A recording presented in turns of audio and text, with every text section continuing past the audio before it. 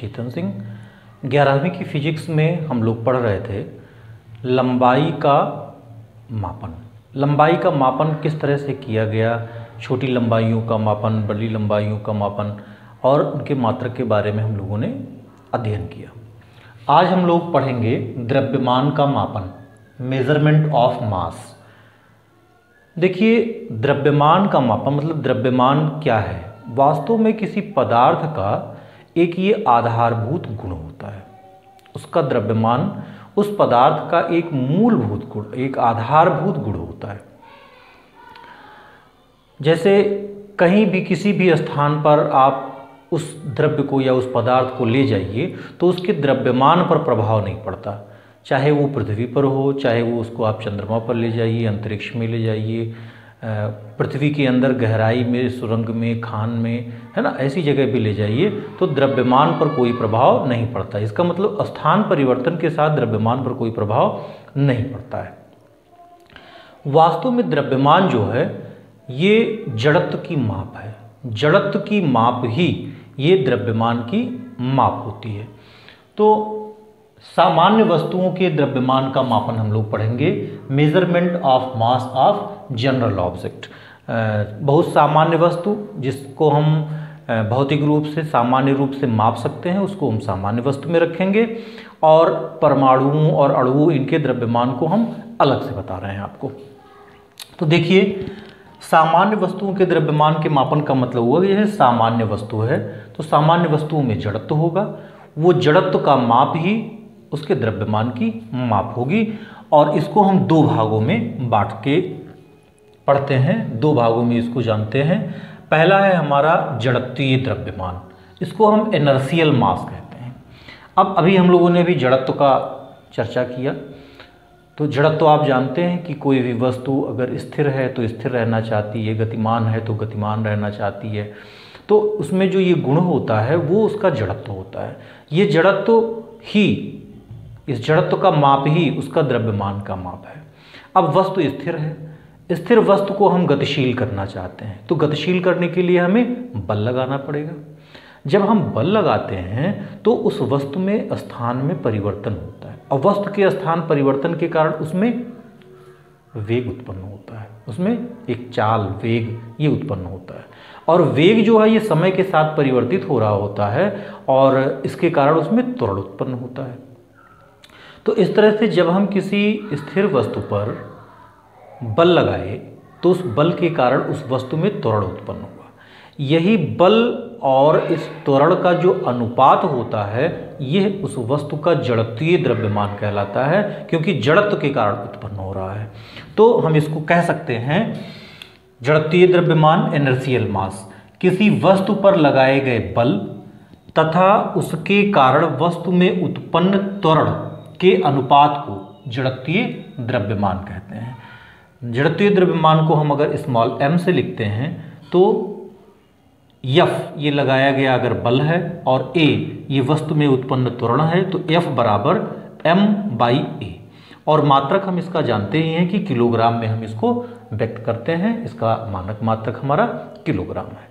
दूसरा हम लोग पढ़ेंगे गुरुत्वीय द्रव्यमान।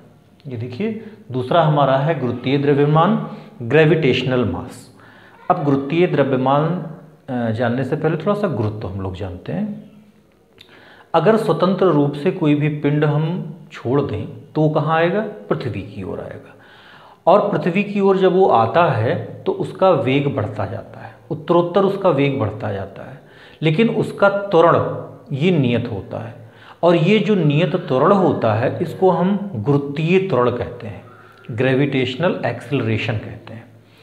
तो दोनों चीज़ एक ही है, जैसे जड़त्व के लिए और गुरुत्वीय के लिए, इसमें गुरुत्वीय बल प्रयोग होगा और जो त्वरण उत्पन्न होगा वो गुरुत्वीय त्वरण उत्पन्न होने का बात हम लोग करेंगे। इसका मतलब ये हुआ कि जब कोई भी वस्तु ये स्वतंत्र रूप से नीचे गिर रहा होता है तो उस पर लगने वाला गुरुत्वाकर्षण बल और उस वस्तु में उत्पन्न जो गुरुत्वीय त्वरण है, इन दोनों का जो अनुपात होगा ये कहलाता है आपका ग्रेविटेशनल मास, गुरुत्वीय द्रव्यमान। तो गुरुत्वीय द्रव्यमान क्या है? किसी वस्तु पर लगने वाला गुरुत्वाकर्षण बल तथा पृथ्वी की ओर मुक्त रूप से गिरती हुई वस्तु के गुरुत्वीय त्वरण के अनुपात को हम गुरुत्वीय द्रव्यमान कहते हैं। बिल्कुल उसी तरह से यह भी है। गुरुत्वीय द्रव्यमान को हम यम से व्यक्त करें, ये आपका गुरुत्वीय द्रव्यमान हो गया। यफ, जहाँ यहाँ आपका जड़त्वीय बल था, एक सामान्य बल था, यहाँ गुरुत्वीय बल एफ से लिखा गया।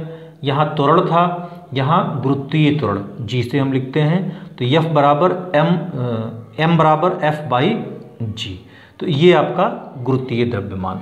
सामान्य रूप से हम जड़त्वीय द्रव्यमान और गुरुत्वीय द्रव्यमान को एक ही मानते हैं। जहाँ भी द्रव्यमान की बात आएगी, चाहे वो जड़त्वीय द्रव्यमान होगा चाहे वो गुरुत्वीय द्रव्यमान होगा, ये एक दूसरे के समानुपाती होते हैं, एक दूसरे के बराबर होते हैं, मतलब द्रव्यमान है ये। अब हम सामान्य के बाद थोड़ा सा विशिष्ट की ओर आते हैं और परमाणुओं और अणुओं के द्रव्यमान का मापन देखते हैं। Measurement of masses of atoms and molecules. अब देखिए, परमाणु बहुत ही छोटी इकाई है, अणु बहुत ही छोटी इकाई है। अगर इसको हम किलोग्राम में मापें तो किलोग्राम में हम आप कैसे माप सकते हैं? ये अलग की बात है कि हम इसको किलोग्राम में व्यक्त कर सकते हैं, लेकिन इसको मापने के लिए एक यूनिट प्रयोग किया गया जिसको एटॉमिक मास यूनिट कहते हैं। इसको एकीकृत परमाणु संघन द्रव्यमान भी कहते हैं, यूनिफाइड एटॉमिक मास यूनिट भी कहते हैं, या केवल एटॉमिक मास यूनिट भी आप कह सकते हैं। एटॉमिक मास यूनिट को सिर्फ यू से भी व्यक्त किया जाता है और AMU से भी व्यक्त किया जाता है, एटॉमिक मास यूनिट या यूनिफाइड एटॉमिक मास यूनिट। एक यूनिफाइड एटॉमिक मास यूनिट या एक एटॉमिक मास यूनिट या एक यूनिट मतलब परमाणुओं के द्रव्यमान का मात्रक। इसको मापने के लिए जो मानक बनाया गया वो 6 कार्बन 12 के एक परमाणु के द्रव्यमान का 1/12वां भाग, मतलब कार्बन के समस्थानिक के 6 कार्बन 12 को अगर हम लेते हैं तो इसके एक परमाणु के द्रव्यमान का जो 1/12वां भाग होता है, इसी को हम एटॉमिक मास यूनिट कहते हैं। और एक एटॉमिक मास यूनिट को हम जब किलोग्राम में व्यक्त करते हैं तो ये 1.66 इंटू 10⁻⁻27 किलोग्राम होता है। तो ये आपका रहा द्रव्यमान का मापन। अब एक टॉपिक और इसमें है समय का मापन। तो अब हम जानेंगे समय का मापन, मेजरमेंट ऑफ टाइम।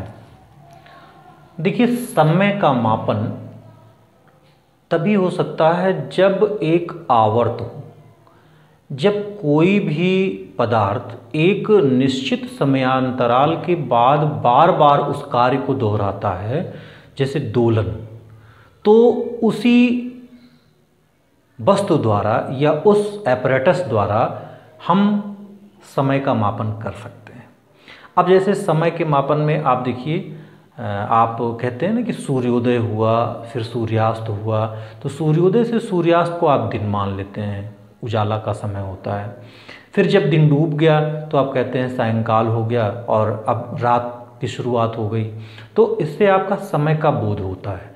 तो इस समय के बोध में यह निश्चित है कि आप क्या करते हैं, एक बार बार दोहराने की प्रक्रिया, जैसे सूर्योदय हुआ सूर्यास्त हुआ, इसका अनुपालन करते हैं।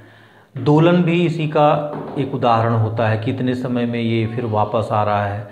पृथ्वी की अपनी गति, पृथ्वी का अपने एक्सिस पर गति, अपने अक्ष पर जो घूर्णन गति कर रहा है, या सूर्य की ये जो परिक्रमा कर रहा है, इसी दोनों के द्वारा ही हम वर्ष दिन है ना, इन सब का परिवर्तन भी देखते हैं और इसका हम समय का मापन भी करते हैं। तो समय के मापन के लिए सबसे प्रमुख चीज़ क्या है?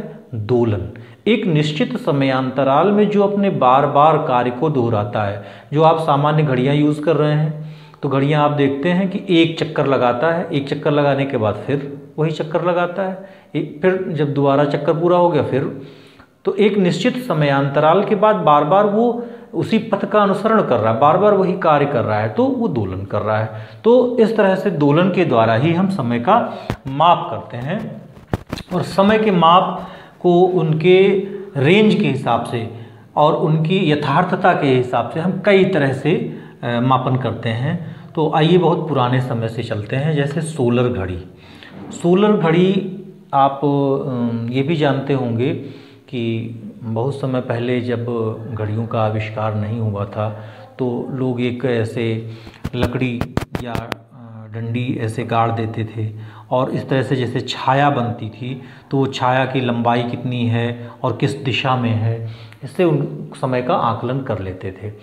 और यथार्थ बिल्कुल इससे मापन किया जा सकता है कि ये जैसे पृथ्वी 24 घंटे में एक चक्कर लगाती है, एक वर्ष में सूर्य का एक चक्कर लगाती है, तो इस तरह से बिल्कुल यथार्थ रूप से हम कह सकते हैं कि 24 घंटा और एक वर्ष, इस मापन को सोलर घड़ी बिल्कुल एग्जैक्ट ये माप दे सकती है। इसके अलावा हम पुराने समय में बालू घड़ी का प्रयोग करते थे, है ना। एक पदार्थ, कोई पात्र ले लीजिए, उस पात्र में 2 पात्र ले लीजिए, एक किसी पाइप से उसको जोड़ दीजिए जिसमें महीन छिद्र हो और एक में बालू भर दीजिए और ये समयांतराल निश्चित होगा कि इतने समय के बाद ये पूरा बालू दूसरे पात्र में आ जाएगा।